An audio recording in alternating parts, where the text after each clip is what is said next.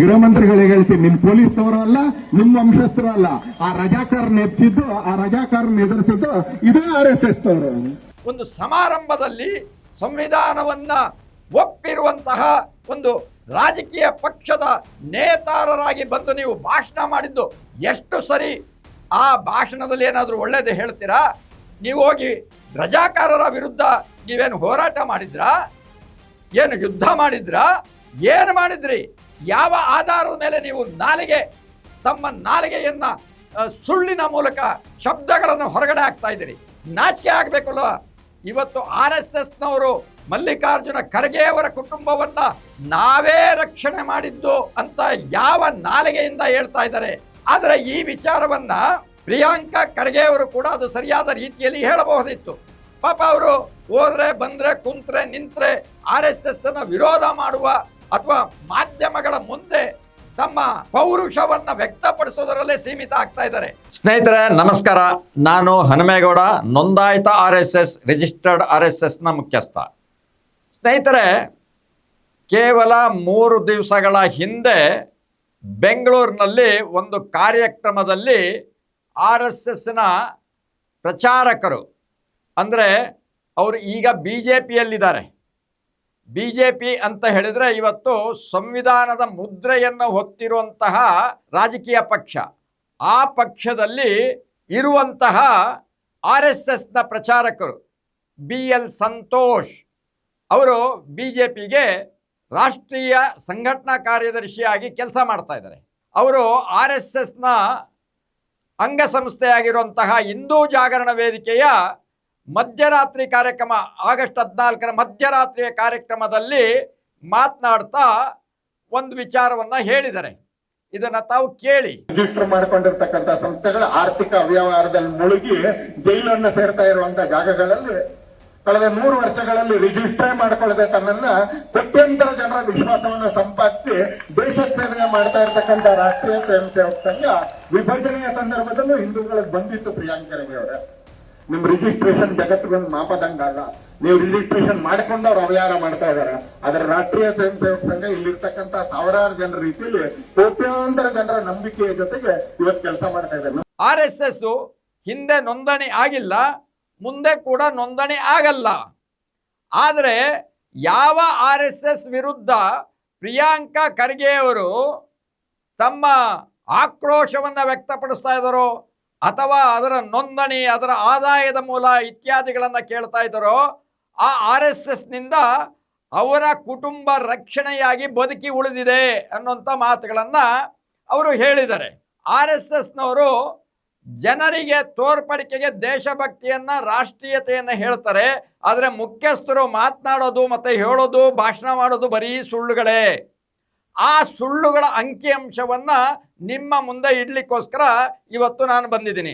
BL Santosh ಅವರು ಹೇಳ್ತಾರೆ, ಯಾವ ಮಲ್ಲಿಕಾರ್ಜುನ ಖರ್ಗೆ, ಪ್ರಿಯಾಂಕಾ ಖರ್ಗೆ ಅವರ ಕುಟುಂಬ ಹೈದರಾಬಾದಿನ ನಿಜಾಮರ ಒಂದು ಹಾವಳಿಯಿಂದ ಬದುಕಿ ಉಳಿದಿದ್ದೇ RSSನವರ ರಕ್ಷಣೆಯಿಂದ ಅನ್ನೋಂಥ ಮಾತುಗಳನ್ನ ಹೇಳಿದ್ದಾರೆ. ಗೃಹ ಮಂತ್ರಿಗಳಿಗೆ ಹೇಳ್ತೀನಿ, ನಿಮ್ ಪೊಲೀಸ್ನವರು ಅಲ್ಲ, ನಿಮ್ಮ ವಂಶಸ್ಥರು ಅಲ್ಲ. ಆ ರಜಾಕಾರ್ ನೆಪ್ಸಿದ್ದು, ಆ ರಜಾಕಾರ್ ಎದುರಿಸಿದ್ದು ಇದೇ RSS ಅವರು. ನಿಮ್ ಕುಟುಂಬ ಓಡ್ ಬಂತು ಗುಲ್ಬರ್ಗಕ್ಕೆ. ನೀವು ಇದ್ದ ಗ್ರಾಮದಿಂದ ಕುಟುಂಬ ಓಡ್ ಬಂತು. ನಿಮ್ಮಪ್ಪ ಹುಟ್ಟು ಬಟ್ಟೆಯಲ್ಲಿ ಓಡ್ ಬರ್ಬೇಕಾಗಿ ಬಂತು. ಇವತ್ತು ಸಂಘದ ಬಗ್ಗೆ ಬಿಟ್ಟು ತೋರಿಸ್ತೀರಿ. ಅದೇ ಸಂಘ ರಜಾಕಾರರ ವಿರುದ್ಧ ಹೋರಾಡಿದ್ದು, ಅದೇ ಸಂಘ ವಿಭಜನೆಯಲ್ಲಿ ಹಿಂದೂಗಳಿಗೆ ಧೈರ್ಯಕ್ಕೆ ಅಂತ ನಿಂತ್ಕೊಂಡಿದ್ದು. ಈ RSS 1925ನೇ ಇಸ್ವಿನಲ್ಲಿ ಪ್ರಾರಂಭ ಆಯಿತು.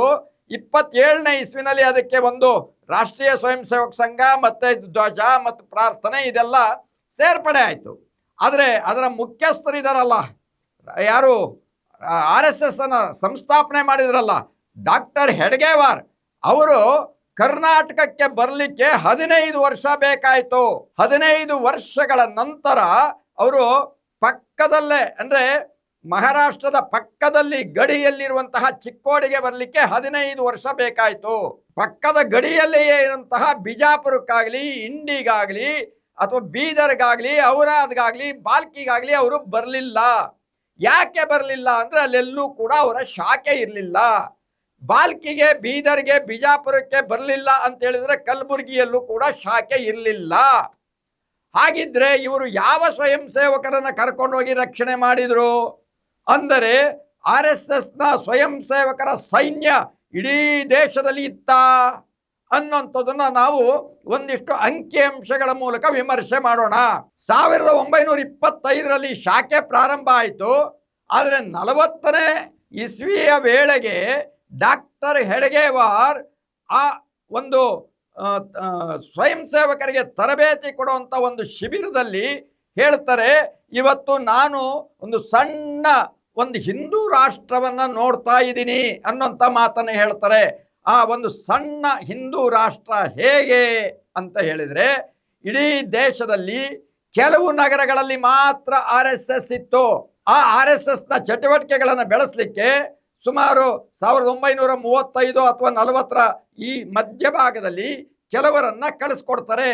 ಅಂತಹ ವ್ಯಕ್ತಿಗಳು ಯಾರ್ಯಾರು ಬೇರೆ ಬೇರೆ ರಾಜ್ಯಗಳಿಗೆ ಹೋದರೂ ಆ ವ್ಯಕ್ತಿಗಳು ಮಾಡಿರುವಂತಹ 1-2 ನಗರಗಳು ಅಥವಾ 4-6 ನಗರಗಳಲ್ಲಿ ಮಾತ್ರ RSS ಇತ್ತು. ಅವತ್ತಿನ ಕಾಲಘಟ್ಟದಲ್ಲಿ ಮಹಾರಾಷ್ಟ್ರ, ಮಧ್ಯಪ್ರದೇಶ, ಗುಜರಾತ್, ಉತ್ತರ ಪ್ರದೇಶ, ದೆಹಲಿ, ಬಿಹಾರ್ ಮತ್ತು ಕರ್ನಾಟಕ ಮತ್ತು ಕೇರಳ ಇಂಥ ರಾಜ್ಯಗಳಲ್ಲಿ ಇತ್ತು. ಕರ್ನಾಟಕದಲ್ಲಿ ಬೆಂಗಳೂರು, ಮೈಸೂರು, ಬೆಳಗಾವಿ ಮತ್ತು ತುಮಕೂರು ಈ ಭಾಗಗಳಲ್ಲಿ ಮಾತ್ರ RSSನ ಚಟುವಟಿಕೆಗಳು ಇತ್ತು.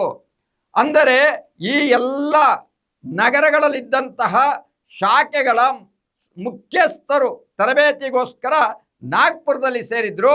ಆ ತರಬೇತಿಯಲ್ಲಿ ಸೇರಿದಂಥವರು 100ಕ್ಕೂ ಕಡಿಮೆ ಇದ್ದಂತಹ ಒಂದು ಗುಂಪು.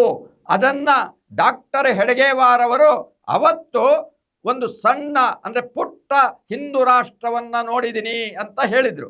ಅಂದರೆ ಅವತ್ತು ಈಗ ನಮ್ಮ ಕರ್ನಾಟಕದ ವಿಚಾರವನ್ನು ತಗೊಂಡು ನಿಮಗೆ ಅಂಕಿಅಂಶವನ್ನು ತಿಳಿಸೋದೇ ಆದರೆ ಬೆಂಗಳೂರು, ಮೈಸೂರು, ಬೆಳಗಾಮು ಮತ್ತು ಮಂಗಳೂರು ಇತ್ತ 4-6 ನಗರಗಳಲ್ಲಿ RSS ಇತ್ತು. ಅದು 4-6 ನಗರಗಳಲ್ಲಿ ಇದ್ದಂಥದ್ದು 10-20 ಶಾಖೆಗಳು.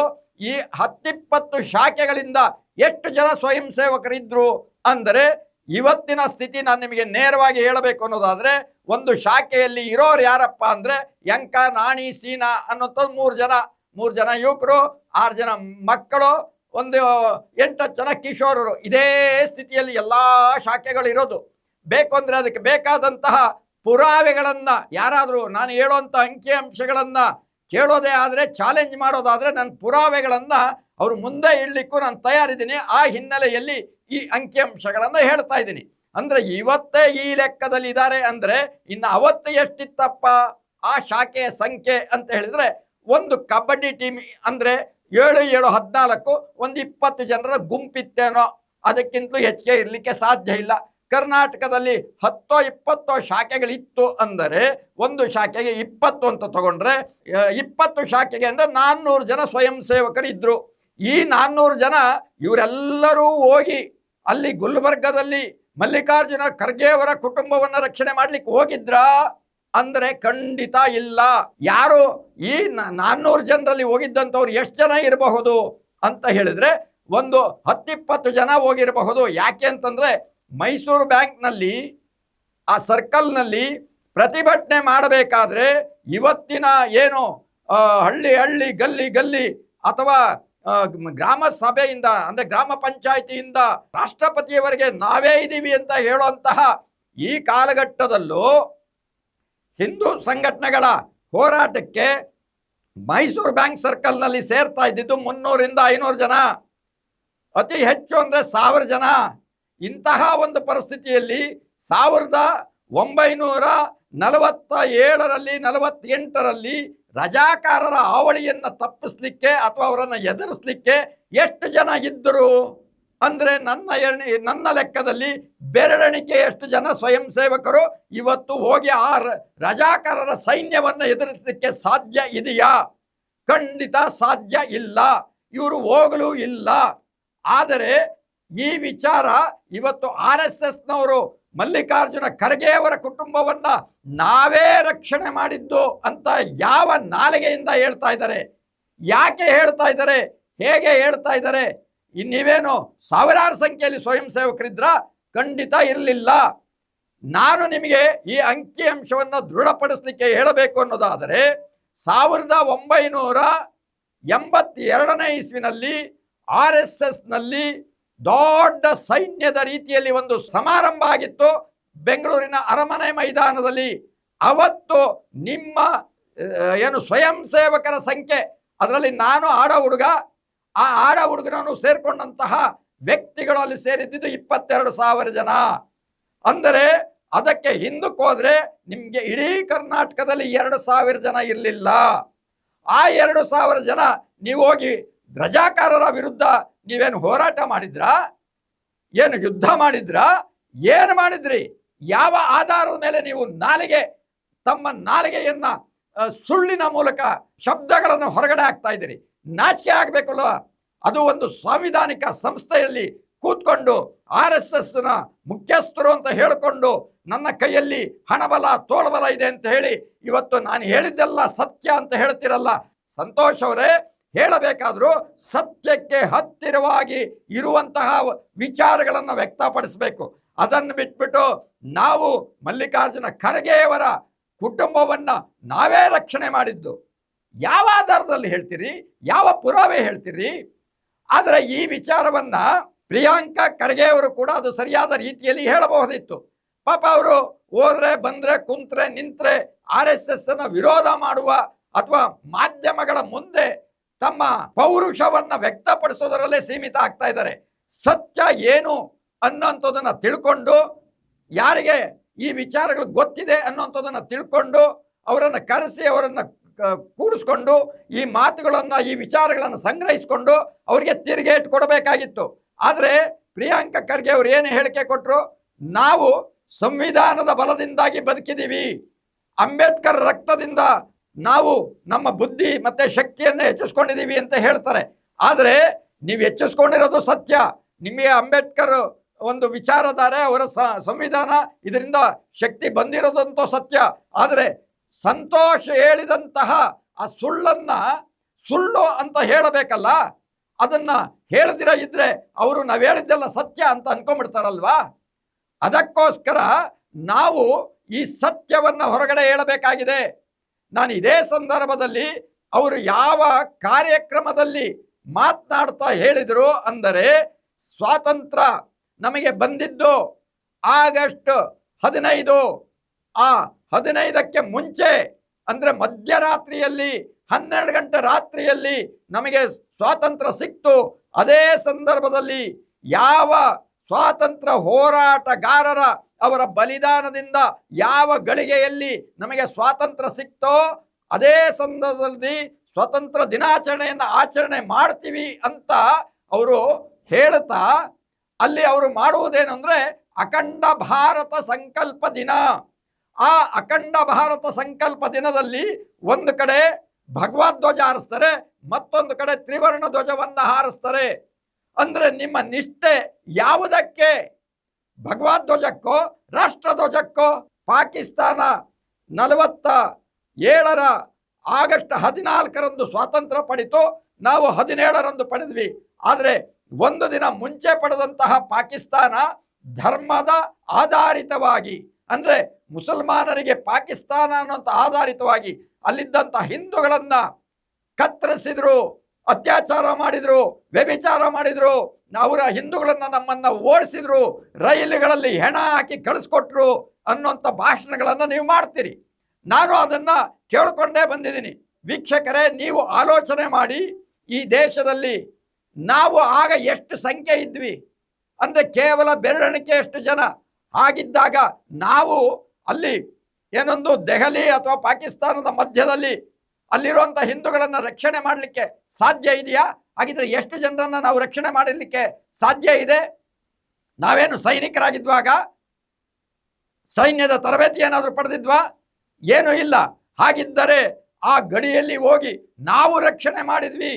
ಅದಕ್ಕೋಸ್ಕರ ನಾವು ಇನ್ನು ಮುಂದೆಯೂ ಕೂಡ ದೇಶದ ರಕ್ಷಣೆಯನ್ನ ಮಾಡಬೇಕಾದ್ರೆ ನಾವು ಹಿಂದೂಗಳಾಗಿ ಸಂಘಟಿತರಾಗಬೇಕು ಅನ್ನುವಂತಹ ಕರೆ ಕೊಡುವ ಮೂಲಕ ಹಿಂದೂ ಮುಸ್ಲಿಂ ಈ ಒಂದು ಭೇದ ಭಾವವನ್ನು ಸೃಷ್ಟಿಸಿ ನೀವು ಬೆಂಗಳೂರಿನಲ್ಲಿ ಬಂದು ಸುಳ್ಳನ್ನು ಹೇಳಿ ಆ ಸುಳ್ಳಿನ ಮೂಲಕ ಒಂದು ರಾಜಕೀಯ ಪಕ್ಷದ ರಾಷ್ಟ್ರ ನೇತಾರ ಮಲ್ಲಿಕಾರ್ಜುನ ಖರ್ಗೆ ಅವರನ್ನ ಅಪಮಾನ ಮಾಡಿದೆಯಲ್ಲ, ಇದು ಅತ್ಯಂತ ದೊಡ್ಡ ನಾಚಿಕೆಗೇಡಿನ ಸಂಗತಿ. ನಿಮ್ಮ ಈ ಸುಳ್ಳಿನ ಪುಂಗಿ ಊದ್ತಾ ಇರಿ, ಜನ ನಿಮಗೆ ಪಾಠ ಕಲಿಸೇ ಕಲಿಸ್ತಾರೆ ಅನ್ನೋಂಥ ಎಚ್ಚರಿಕೆಯನ್ನು ಕೊಡ್ತಾ ನನ್ನ ಮಾತನ್ನು ಮುಗಿಸ್ತೀನಿ. ನಮಸ್ಕಾರ.